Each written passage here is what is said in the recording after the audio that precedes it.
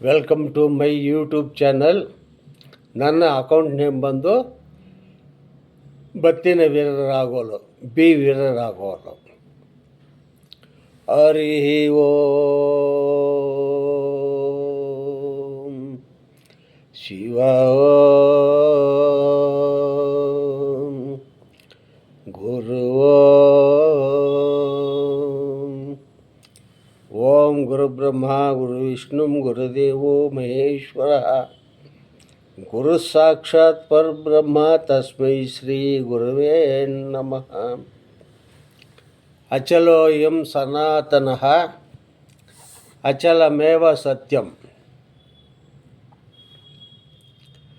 Last 1ನೇ ಎಪಿಸೋಡಿಂದ 18ನೇ episode ತನಕ ಸ್ಥೂಲ ಶರೀರದ ಬಗ್ಗೆ ವಿಚಾರಣೆ ಹೇಳಿದ್ದೀನಿ. ಇವತ್ತು ಜುಲೈ 7ನೇ ತಿಂಗಳು 19ನೇ ತಾರೀಕು 2025ನೇ HP. ಇವತ್ತು ನಮ್ಮ ಶರೀರದಲ್ಲಿ ಇರತಕ್ಕಂಥ ಷಟ್ಚಕ್ರಗಳ ಬಗ್ಗೆ ವಿವರಣೆ ತಿಳಿಸ್ತೀನಿ. ಅದು ಹೇಗೆಪ್ಪ ಅಂದರೆ, ಮೂಲಾಧಾರ ಚಕ್ರದಲ್ಲಿ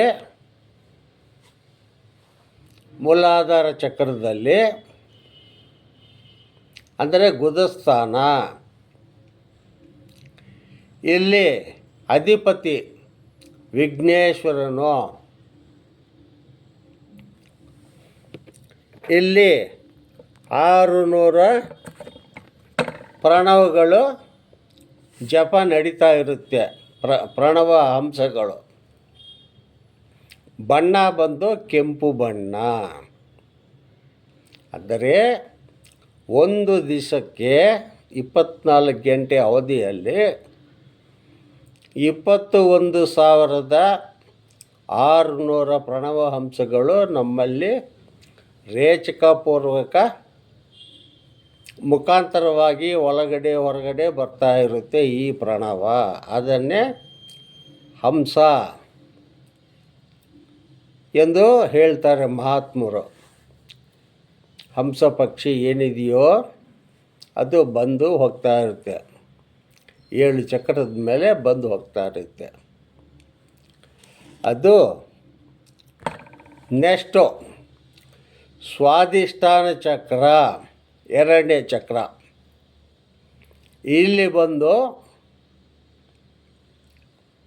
6,000 ಪ್ರಣವ ಹಂಸಗಳು ಇಲ್ಲಿ ನಡೀತಾ ಇರುತ್ತೆ ಜಪ.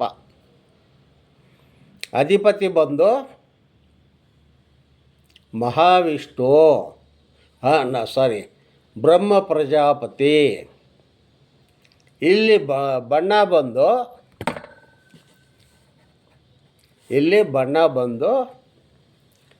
ಬಿಳಿ ಬಣ್ಣ. ಅಂದರೆ ವೀರ್ಯ ಇರತಕ್ಕಂಥದ್ದು ಈ ಚಕ್ರದಲ್ಲಿ. 3ನೇ ಸ್ಥಾನ ನಾಭಿ ಸ್ಥಾನ. ಇಲ್ಲಿ ಬಂದು ನಾಭಿ ಸ್ಥಾನದಲ್ಲಿ ಅಲ್ಲಿ 6,000 ಪ್ರಣವ ಹಂಸಗಳು ಜಪ ನಡೀತಾ ಇರುತ್ತೆ. ಇಲ್ಲಿ ಅಧಿಪತಿ ಬಂದು ಮಹಾವಿಷ್ಣು, 3ನೇ ಚಕ್ರ. ಬಣ್ಣ ಬಂದು ನೀಲಿ ಬಣ್ಣ. ತದನಂತರ ಅನಾಹುತ ಚಕ್ರ ಅಂದರೆ ಹೃದಯ ಸ್ಥಾನ. ಇಲ್ಲಿ ಬಂದು 6,000 ಪ್ರಣವ ಹಂಸಗಳು ಇಲ್ಲಿ ನಡೆಯುತ್ತೆ. ಇಲ್ಲಿ ಬಂದು ರುದ್ರನು ಅಧಿಪತಿ. ಅಲ್ಲಿ ಬಣ್ಣ ಬಂದು ಹಸಿರು ಬಣ್ಣ. ಮೂಲಾಧಾರ ಚಕ್ರ, ಸ್ವಾಧಿಷ್ಠಾನ ಚಕ್ರ, ಮಣಿಪೂರಕ ಚಕ್ರ, ಅನಾಹುತ ಚಕ್ರ. ಈ 3 ಚಕ್ರದಲ್ಲಿ ಸ್ವಾಧಿಷ್ಠಾನ ಚಕ್ರ, ಮಣಿಪೂರಕ ಚಕ್ರ ಅಂದರೆ ಒಕ್ಕಳು, ಆಮೇಲೆ ಹೃದಯ ಸ್ಥಾನ. ಈ 3 ಚಕ್ರದಲ್ಲಿ 6,000 ನಡೀತಾ ಇರುತ್ತೆ ಪ್ರಣವ ಅಂಶಗಳು. ಎಗೈನ್ ವಿಶುದ್ಧ ಚಕ್ರ ಅಂದರೆ ಕಂಠಸ್ಥಾನ. ಇಲ್ಲಿ ಬಂದು 1000 ಪ್ರಣವಗಳು ಇಲ್ಲಿ ನಡೀತಾ ಇರುತ್ತೆ. ಪ್ರಣವ ಅಂಶಗಳು ಇಲ್ಲಿ ಜ್ಯೋತಿರ್ಬಣ್ಣ ಇಲ್ಲಿ ನಡೆಯೋದು. ಆಮೇಲೆ ಆಗ್ನೇಯ ಚಕ್ರ ಅಂದರೆ ಭ್ರೂಮಧ್ಯ ಸ್ಥಾನ. ಇಲ್ಲಿ ಹಂಸಮ್ ಅನ್ನೋ ಒಂದು ಬೀಜಾಕ್ಷರ ಇದ್ದುಕೊಂಡು ಅಲ್ಲಿ ಮಹತ್ತರವಾದಂಥ ಒಂದು ಒಳ್ಳೆ ಜ್ಯೋತಿ ಬೆಳಕು ಬೆಳಗ್ತಾ ಇರ್ತದೆ. 7ನೇ ಚಕ್ರ ಸಹಸ್ರಾರ ಚಕ್ರ. ಇಲ್ಲಿ ಏನು ಸುಳಿ ಅನ್ನೋದು ಏನೈತೋ ಇದೆಯೋ ಬ್ರಹ್ಮರಂಧ್ರ ಅಂತ ಹೇಳ್ತಾರೆ ಮಹಾತ್ಮರು. ಅಲ್ಲಿ ಬಂದು ಸದ್ಗುರು ಮೂರ್ತಿ ಇರ್ತಾನೆ. ಅಲ್ಲಿ ಕೋಟೆ ಸೂರ್ಯ ಪ್ರಕಾಶ ಬೆಳಗ್ತಾ ಇರ್ತದೆ, ಅಪಾರವಾದಂಥ ಬೆಳಕು. ಅಲ್ಲಿನೇ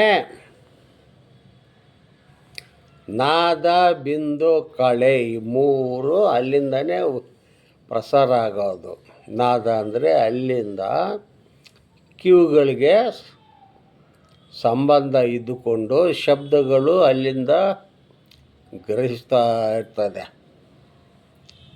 2ನೇದು ಏನು ಬಿಂದು ಅನ್ನೋದು ಏನಿದೆಯೋ ಅದರಿಂದನೇ ಇವೆಲ್ಲ ಉತ್ಪತ್ತಿ ಆಗೋದು.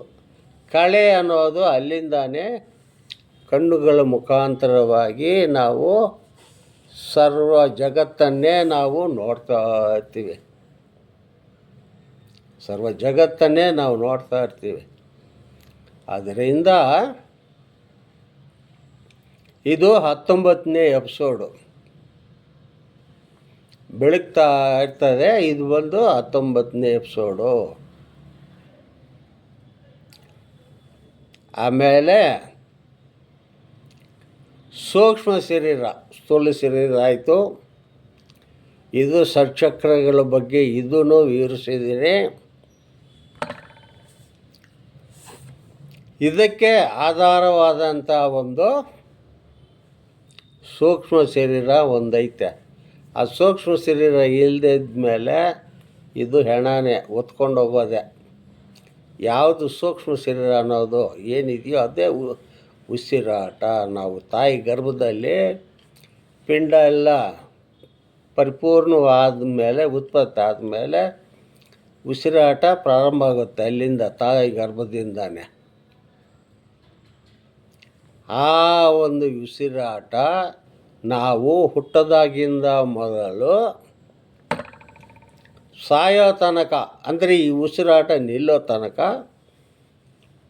ಈ ಒಂದು ಉಸಿರಾಟ ನಡೀತಾ ಇರುತ್ತೆ. ಸೊ ಆದ್ದರಿಂದ ಈ ಸೂಕ್ಷ್ಮ ಶರೀರ ಹೆಂಗಪ್ಪ ಐತೆ ಅಂದರೆ,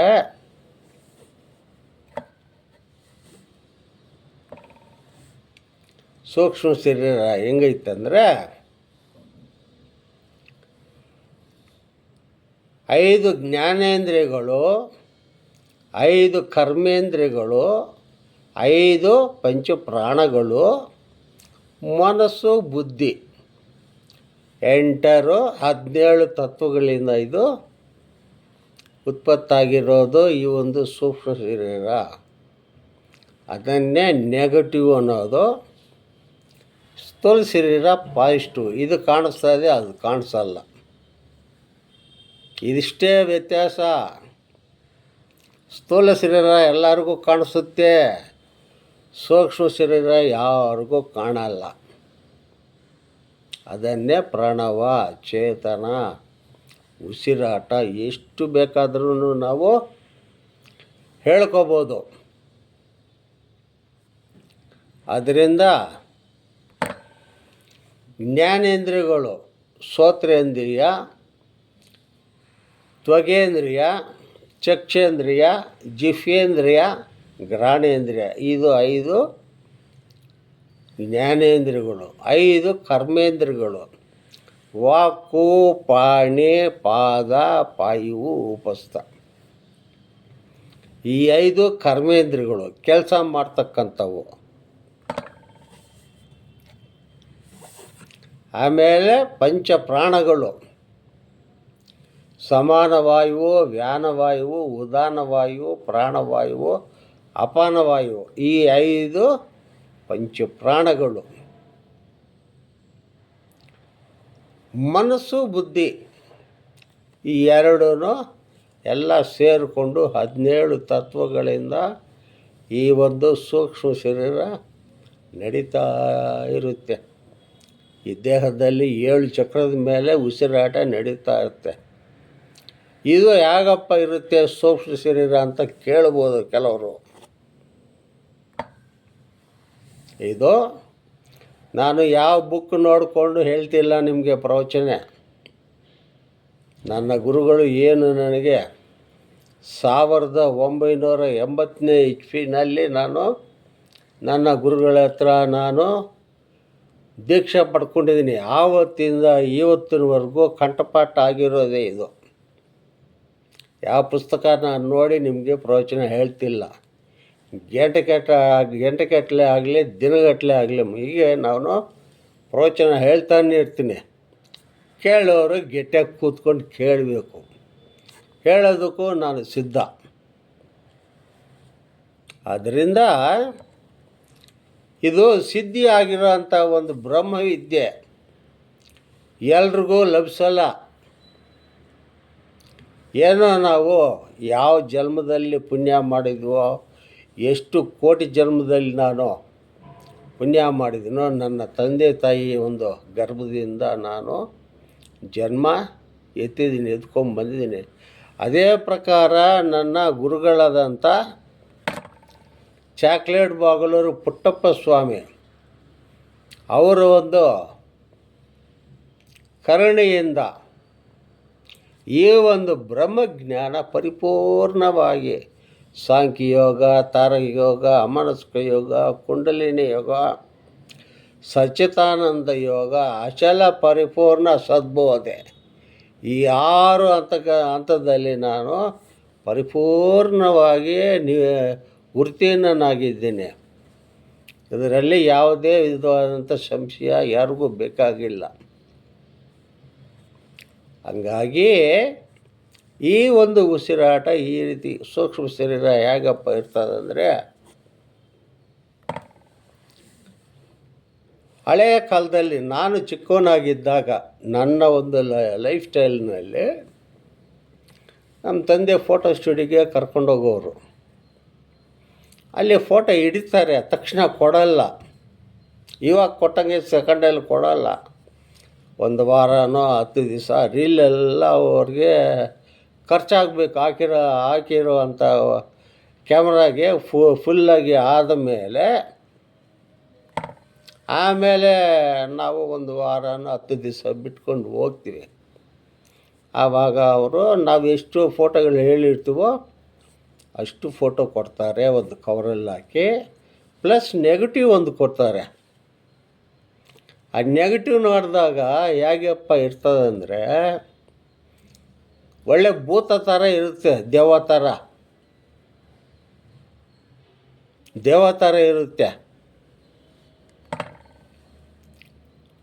ಅದು ಆ ಒಂದು ನೆಗೆಟಿವ್ ಇರೋದ್ರಿಂದಲೇ ಈ ಒಂದು ಪಾಸಿಟಿವ್ ಸ್ಥೂಲ ಶರೀರ ಫೋಟೋಗಳು ಬರೋದು. ಕೋಟಿಗಟ್ಟಲೆ ಮಾಡ್ಬೋದು ನಾವು ಒಂದು ನೆಗೆಟಿವ್ ಮಾಡಿಕೊಂಡು. ಆ ರೀತಿ ಎಷ್ಟೋ 84 ಲಕ್ಷ ಜೀವರಾಶಿಗಳಲ್ಲಿ ನಾವು ಎಲ್ಲ ಜೀವರಾಶಿಗಳಲ್ಲಿ ಹುಟ್ಟಿ ಸತ್ತು ಕೊನೆಗೆ ನಾವು ಈ ಮಾನವ ಜನ್ಮಕ್ಕೆ ಬಂದಿರೋದು. ಎಲ್ರೂ ಅಷ್ಟೇ, ನಾನೊಬ್ಬನೇ ಅಂತಲ್ಲ, ಪ್ರತಿಯೊಬ್ಬ ಮಾನವನು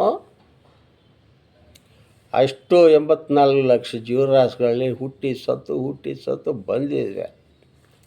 ಯಾರು ಇದನ್ನು ಯೋಚನೆ ಮಾಡಲ್ಲ. ತಕ್ಷಣಕ್ಕೆ ಮೋಸ ಮಾಡೋದು, ಕೊಲೆ ಮಾಡೋದು, ಸುಳ್ಳು ಹೇಳೋದು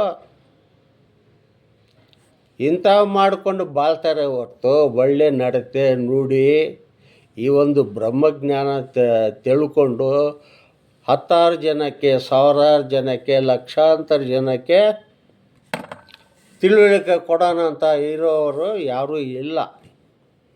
ನೋಡಿ, ನಾನು ಇವತ್ತಿಗೆ ಹೆಚ್ಚು ಕಡಿಮೆ 216 ವೀಡಿಯೋಗಳು ಮಾಡಿದ್ದೀನಿ. ಪ್ರವಚನ 316 ಜನ ಸಬ್ಸ್ಕ್ರೈಬ್ ಇದ್ದಾರೆ ನನಗೆ. 64 65 ಸಾವಿರ ಜನ ನನಗೆ ನನ್ನ ಒಂದು ಪ್ರೋಗ್ರಾಮು ನೋಡೋರೆ. ಈ ಒಂದು ಬ್ರಹ್ಮಜ್ಞಾನ ಅಷ್ಟು ಜನ ನೋಡಿದ್ದಾರೆ ಅಂದರೆ ನನ್ನ ಅದೃಷ್ಟನೇ. ಸುಮ್ಮನೆ ಎಲ್ಲರೂ ನೋಡಲ್ಲ, ಮೊಬೈಲ್ ಹಿಡ್ಕೊಂಡು ಯಾರು ನೋಡಲ್ಲ. ಅವರೆಲ್ಲ ಭಾಳ ಶ್ರದ್ಧೆಯಿಂದ ಕೂತ್ಕೊಂಡು ನೋಡೋರೆ. ಆ ಒಂದು ನನ್ನ ಗುರುಗಳಾದಂಥ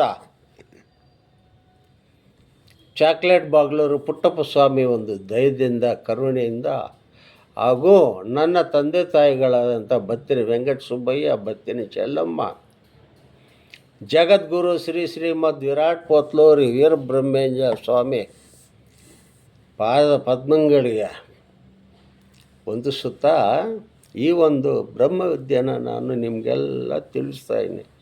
ಅವರು ಕೊಟ್ಟಂಥ ಒಂದು ಭಿಕ್ಷೆ ನಮಗೆ ವೀರಬ್ರಹ್ಮೇಂದ್ರ ಸ್ವಾಮಿಯವರು. ಅದು ಯಾಕಪ್ಪ ಅಂದರೆ ಅವ್ರ ಶಿಷ್ಯರಾದಂಥ ಸಿದ್ದಯ್ಯ ಸ್ವಾಮಿ ಇವತ್ತಿಗೂ ಮುಡುಮಾಲದಲ್ಲಿ, ಆಂಧ್ರದಲ್ಲಿ ಇದ್ದಾರೆ. ಅವರೆಲ್ಲ ವಂಶಸ್ಥರೆಲ್ಲ ಅಲ್ಲೇ ಇರೋದು, ಊರು ಬೇರೆ ಯಾರೂ ಇಲ್ಲ, ಅಲ್ಲಿ ಬೇರೆ ಯಾರೂ ಇಲ್ಲ. ಅದರಿಂದ ಅವರ 7ನೇ ವಂಶಸ್ಥರಾದಂಥ ಪೀರಯ್ಯ ಸ್ವಾಮಿ ನನ್ನ ಗುರುಗಳಿಗೆ ಭಾಳ ಸ್ನೇಹಿತರು. ಅವ್ರ ಶಿಷ್ಯರೆಲ್ಲ ಬೆಂಗಳೂರಲ್ಲಿ ಸುಮಾರು ಜನ ಇದ್ದಾರೆ, 1000 ಗಟ್ಟಲೆ ಪೀರಯ್ಯ ಸ್ವಾಮಿ ಶಿಷ್ಯರು. ಅವರ ಸಂತತಿಯವರು ಸುಮಾರು 1000 ಗಟ್ಟಲೆ ಇದ್ದಾರೆ. ಅವರು ಇಲ್ಲಿ ಕಮ್ಮಗೊಂಡಹಳ್ಳಿಯಲ್ಲಿ, ನಾನು ಫಸ್ಟು ಅಲ್ಲಿ ಸೋಮಶೆಟ್ಟಿಹಳ್ಳಿಯಲ್ಲಿ ಲಕ್ಷ್ಮೀಪುರ ಪಕ್ಕದಲ್ಲಿ ಸೋಮಶೆಟ್ಟಿಹಳ್ಳಿಯಲ್ಲಿ ಕೋಳಿ ಫಾರಮ್ ಮಾಡ್ಕೊಂಡಿದ್ದೆ ನಾನು. ಆವಾಗ ಕಮ್ಮಗೊಂಡಹಳ್ಳಿಗೆ ಅಬ್ಬಿಗೆರೆಗೆ ಬಂದು ಹೋಗ್ತಾಯಿದ್ದೆ. ಆವಾಗ ನಮ್ಮ ಗುರುಗಳಲ್ಲಿ ಪರಿಚಯ ಆದರು. ಪರಿಚಯ ಆದಮೇಲೆ ಅಲ್ಲಿ ಅವ್ರ ಹತ್ರ ನಾನು ದೀಕ್ಷೆ ಪಡ್ಕೊಂಡಿದ್ದೀನಿ. ಅವರು ಬರೋರು ಪೀರಯ್ಯ ಸ್ವಾಮಿ, ಸಿದ್ದಯ್ಯ ಸ್ವಾಮಿ 7ನೇ ಮೊಮ್ಮಗರು. ಇವರಿಬ್ಬರಿಗೆ ಒಂದು ಸ್ನೇಹ ಆಯಿತು. ಅವರ ಒಂದು ಸ್ನೇಹದಿಂದ ಇಲ್ಲಿ ಕಲ್ತಿರೋಂಥ ಬ್ರಹ್ಮಜ್ಞಾನ, ಸಿದ್ದಯ್ಯ ಸ್ವಾಮಿ ಕಲ್ತಿರೋಂಥ ಬ್ರಹ್ಮಜ್ಞಾನ ಇವತ್ತಿಗೂ ಒಂದು ಪೆಟ್ಟಿಗೆನಲ್ಲಿ, ದೊಡ್ಡ ಪೆಟ್ಟಿಗೆನಲ್ಲಿ ಕಾಲಜ್ಞಾನ, ವೇದಾಂತ, ಸಿದ್ಧಾಂತ, ಪ್ರಸಿದ್ಧಾಂತ 3 ಸಬ್ಜೆಕ್ಟ್ ಅವ್ರ ಹತ್ರ ಐತೆ. ಅಲ್ಲಿ ಬಿಟ್ಟರೆ ಬೇರೆ ಎಲ್ಲೂ ಇಲ್ಲ ಪರಿಪೂರ್ಣವಾಗಿ. ಬೇಕಾದ್ರೆ ನಾನು ಚಾಲೆಂಜ್ ಮಾಡ್ತೀನಿ, ಸುಮ್ಮನೆ ಏನೇನೋ ಹೇಳ್ಕೊಂಬರ್ಬೋದು ಬೇರೆಯವರು.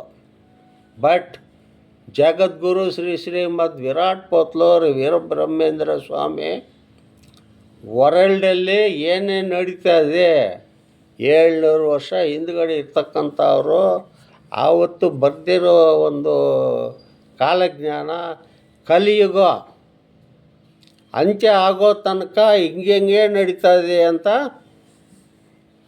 ಮಹಾತ್ಮರು ಬರೆದವ್ರೆ. ಅವರು ಶ್ರೀ ಮಹಾವಿಷ್ಣು ಅವತಾರನೇ ವೀರಬ್ರಹ್ಮೇಂದ್ರ ಸ್ವಾಮಿ.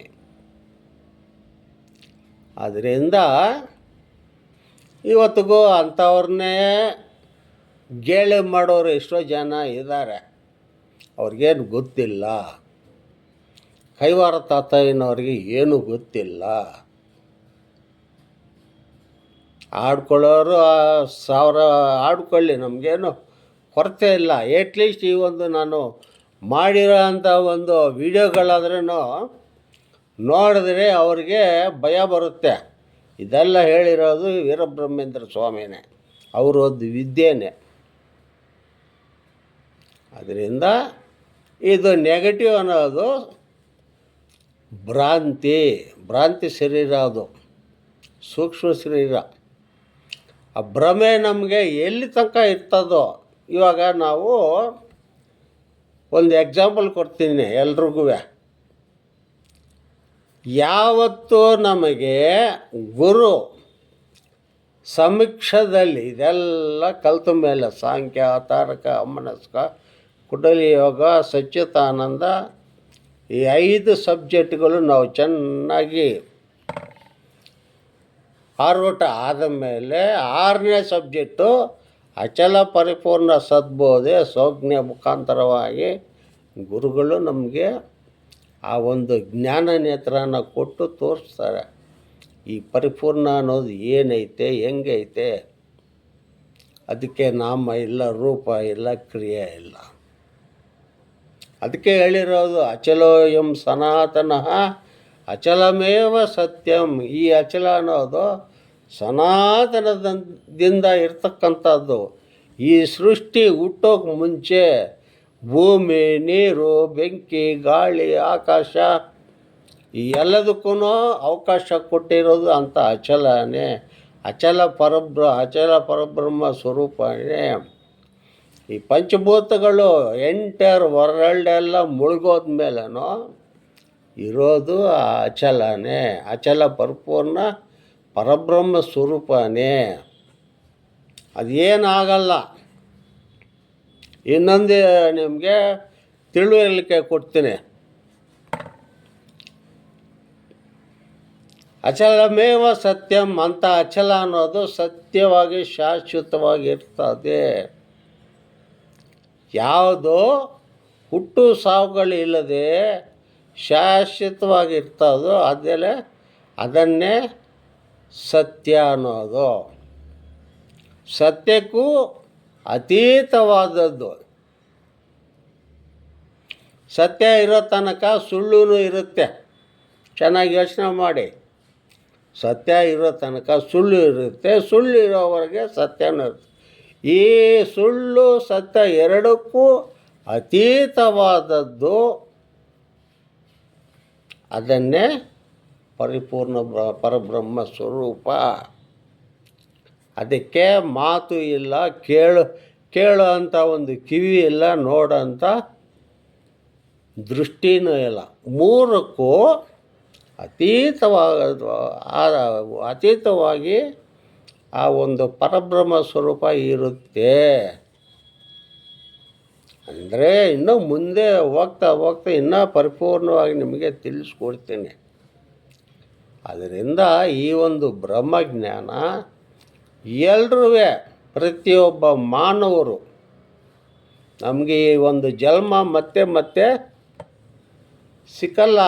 ಇಲ್ಲಿಂದ ಸತ್ತೋದ ಮೇಲೆ ಮತ್ತೆ ನಮಗೆ ಆ ಪರಮಾತ್ಮನು ಯಾವ ಇದಕ್ಕಾಗ್ತಾನೋ ಗೊತ್ತಿಲ್ಲ, ಯಾವ ನರಕ ಜನ್ಮಕ್ಕೆ ಹೋಗ್ತೇವೋ ಗೊತ್ತಿಲ್ಲ. ಇವಾಗ ಪ್ರತಿಯೊಬ್ಬ ಮಾನವನಿಗೂ ಕಷ್ಟ ಸುಖ ಎಷ್ಟು ಕೋಟಿ ಬಂದರೆ ಇನ್ನೂ ಬೇಕು ಅಂತಾನೆ ಇರ್ತೀವಿ. ನಾವು ತಿಂದು, ನಮ್ಮ ಮಕ್ಕಳು ತಿಂದು, ಮೊಮ್ಮಕ್ಕಳು ತಿಂದು, ತರಂತ ಎಲ್ಲರೂ ಬದುಕಬೇಕನ್ನೋ ಒಂದು ದುರುದ್ದೇಶ ನಮ್ಮ ಮಾನವರಿಗೆ ಐತೆ. ನೋಡಿಯಪ್ಪ, ಯಾವುದೇ ಒಂದು ಪ್ರಾಣಿ ತಗೊಳ್ಳಿ, ಆ ಹೊತ್ತಿಗೆ ಏನು ಸಿಗ್ತದೋ ತಿನ್ಬಿಟ್ಟು ಆನಂದವಾಗಿರ್ತದೆ. ನೋಡ, ಅದಕ್ಕೆ ಯಾರು ಡಾಕ್ಟ್ರ್ ಇಲ್ಲ, ಏನೂ ಇಲ್ಲ ಪಾಪ. ಚೆನ್ನಾಗಿ ಅಂದಾಜು ಮಾಡಿ, ನಮಗೆ ರೋಗಗಳಿರೋದು ಯಾಕಂದರೆ ಬಾಯಿ ಬಿಟ್ಟರೆ ಬರೀ ಸುಳ್ಳೆ. ಬೆಳಗ್ಗೆಯಿಂದ ರಾತ್ರಿ ಮಲಗೋ ತನಕನೂ ಸುಳ್ಳು ಸುಳ್ಳು ಸುಳ್ಳು. ಅದಕ್ಕೆ ನಮ್ಮ ಗುರುಗಳು ಹೇಳ್ತಾರೆ, ಈ ತೂತು ಮಡಿಕೆನಲ್ಲಿ ನೀರು ನಿಲ್ಲಲ್ಲ. ಚೆನ್ನಾಗಿ ಅರ್ಥ ಮಾಡ್ಕೊಳ್ರಿ ಎಲ್ರೂ. ಅದೇ ಥರ ಸುಳ್ಳು ಹೇಳೋನ ಅವರಂಥ ಮನೆಯಲ್ಲಿ ಲಕ್ಷ್ಮೀದೇವಿ ಒಂದು ಕ್ಷಣವೂ ಇರಲ್ಲ. ಅವ್ರ ಮನೆ ದರಿದ್ರನೇ. ಅದರಿಂದ ಯಾರೂ ಅಷ್ಟೇ ಸುಮ್ಮನೆ ಸುಳ್ಳು ಹೇಳೋಕ್ಕೆ ಹೋಗ್ಬೇಡ್ರಿ. ನಿಮ್ಮ ಕೈನಲ್ಲಾದರೆ 10 ಜನಕ್ಕೆ ಸಹಾಯ ಮಾಡಿರಿ. ದುಡ್ಡು ಇದೆಲ್ಲ ಮಾಡಿ ಅಂತ ನಾನು ಹೇಳ್ತಿಲ್ಲ. ಯಾವುದೇ ಒಂದು ಬಾಯಿ ಮಾತುಗಾದ್ರೂ ಸರಿ, ಯಾವುದಾದ್ರೂ ಒಂದು ಒಳ್ಳೆಯ ಕಾರ್ಯಕ್ರಮ ಮಾಡಿರಿ. ನಿಮ್ಮ ಕೈನಲ್ಲಿ ಆಗಿಲ್ವಾ, ಬಾಯಿ ಮುಚ್ಕೊಂಡು ಸುಮ್ಮನೆ ಬಿದ್ದಿರ್ರಿ. ಸುಮ್ಮನೆ ಕೋತಿ ಚೇಷ್ಟೆಗಳೆಲ್ಲ ಮಾಡೋಕ್ಕೆ ಹೋಗ್ಬಿಡ್ರಿ. ಅದರಿಂದ ನಿಮಗೆ ನರಕನೇ ಬರೋದು ಹೊರತು ಬೇರೆ ಒಳ್ಳೇದಂತಾಗಲ್ಲ. ಸುಮ್ಮನೆ ಅವ್ರು ನೋಡಿ ಹೀಯಾಳ್ಸೋದು, ಇವ್ರು ನೋಡಿ ಹೀಯಾಳ್ಸೋದು. ಅವ್ರ ಮನೇಲಿ ಹಿಂಗಾಗವ್ರೆ, ಇವ್ರ ಮನೇಲಿ ಹಿಂಗಾಗವ್ರೆ. ಲಾಸ್ಟ್ಗೆ ನಿಮ್ಮ ಮನೇಲಿ ಏನು ಗತಿ ಬರ್ತದೆ ನಿಮ್ಗೆ ಗೊತ್ತಿಲ್ಲ. ಚೆನ್ನಾಗಿ ಅರ್ಥ ಮಾಡ್ಕೊಳ್ಳಿ. ಅದರಿಂದ ನಿಮ್ಮ ಮನೆಯಲ್ಲಿ ನಿಮ್ಮ ಕತೆಗಳು ನೀವು ನೋಡ್ಕೊಳ್ರಿ. ಇನ್ನೊಬ್ಬರ ಮನೆಯಲ್ಲಿ ಏನಕ್ಕೆ ಹೋಗ್ತೀರ ವಿಚಾರಣೆ ಮಾಡೋದಕ್ಕೆ? ಪ್ರತಿಯೊಬ್ಬರು ಯೋಚನೆ ಮಾಡಬೇಕು. ಆದ್ದರಿಂದ ಈ ಒಂದು ವಿಡಿಯೋ ನೋಡೋವಂಥವ್ರು ಅವರಿಗೆ ವೀರಬ್ರಹ್ಮೇಂದ್ರ ಸ್ವಾಮಿ, ನಮ್ಮ ಗುರುಗಳಾದಂಥ ಬಾಗಲೂರು ಪುಟ್ಟಪ್ಪ ಸ್ವಾಮಿ ಆಯುಷು, ಆರೋಗ್ಯ, ಐಶ್ವರ್ಯ, ಈ ಒಂದು ಬ್ರಹ್ಮಜ್ಞಾನ ಎಲ್ರಿಗೂ ಸಿಗಲಿ ಅಂತ ಈ ಒಂದು ಯೂಟ್ಯೂಬ್ ಚಾನಲ್ ಮುಖಾಂತರವಾಗಿ ಅವರಿಗೆ ಅನಂತ ಧನ್ಯವಾದಗಳು ತಿಳಿಸ್ತಾ ಇದ್ದೀನಿ. ಎಲ್ರಿಗೂ ಒಳ್ಳೆಯದಾಗಲಿ. ಸರ್ವೇ ಜನ ಸುಖಿನೋ ಭವಂತು. ಓಂ ಶಾಂತಿ ಶಾಂತಿ ಶಾಂತಿ. ಜೈ ಸದ್ಗುರು ವೀರಬ್ರಹ್ಮೇಂದ್ರ ಸ್ವಾಮಿ, ವಿರಾಟೇಶ್ವರ ವೀರ.